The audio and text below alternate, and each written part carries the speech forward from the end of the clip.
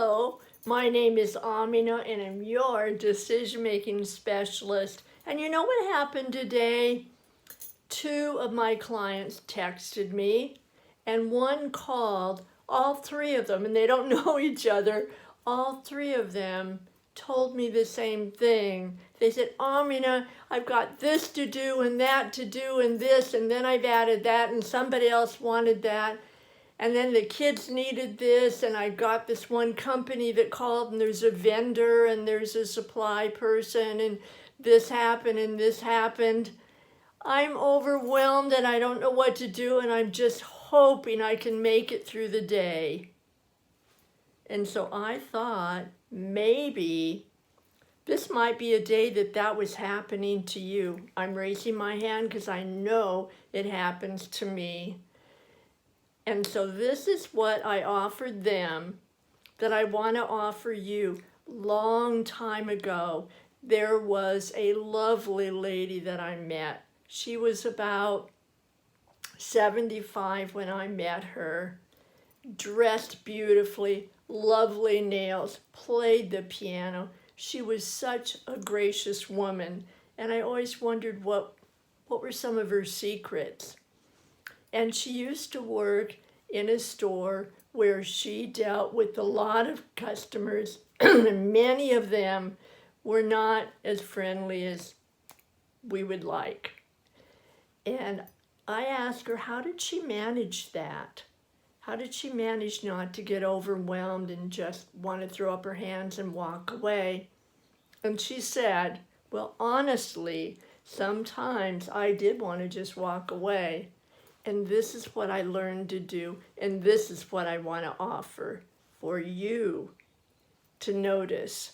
And that is when you are upset, overwhelmed, don't know what to do, and things just feel like they're falling out of the closet faster than you can catch them, and you're not sure how to step out of the way.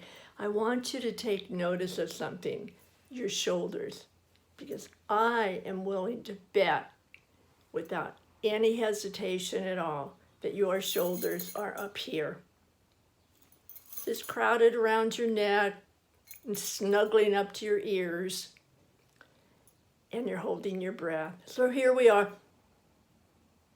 and we're just frozen in time, just letting the wash of all the overwhelm come over us. And this is what she told me that she did, and I've practiced it. It works for me, and I want to offer it to you. She said that she remembers to exhale, and as she's exhaling, she remembers to lower her shoulders, and something else she lowers her eyes just for a moment and brings them back up very slowly. And she said that's just enough to interrupt the overwhelmed feelings, to shift my focus and help me breathe better. And what she said was that she discovered that when she was overwhelmed, she was looking over her shoulder at everything else that needed to be done, that wasn't going to be done, that she hadn't been able to do in the past, or she was looking at her future that, oh my gosh, this is going to last forever. I'm never going to be able to walk away. I'm just going to be drowning in this. And so she would tell herself two stories, one from the past, one of the future, and they just slammed together so that there was nothing here and now. And this is the only place that she had any kind of power. So I'm going to offer that you do what she did. Lower your shoulders, exhale, lower your eyes, raise them slowly, and give yourself a different vision. Give yourself a different story, a story where you remember all the times that you've just whizzed through something. You've just rocked it. You have done it. You are the person. And everything turned out okay. You can listen to whatever story you want. The committee, that critical part of us, is going to be in the panic mode. It's going to be in survival, and it's going to tell us, you can't do it. It can't be done. No way.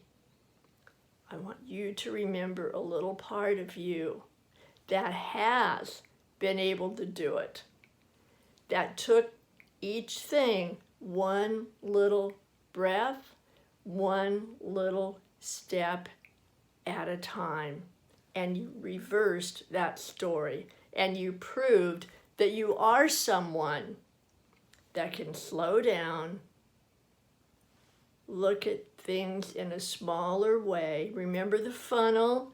When we're in a panic, we're looking through the big part of the funnel and everything's a panic.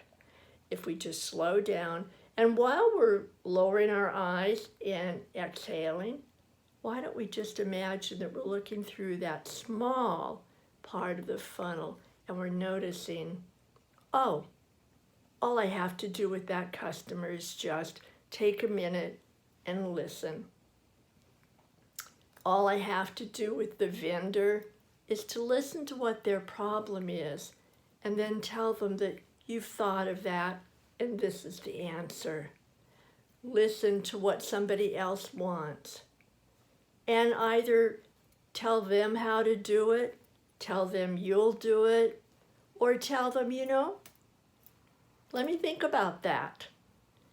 And you can buy the time and the space that you need to let that overwhelm slow down, to bring you back to here, to look down and see that your feet are pointed in the direction you want them to go.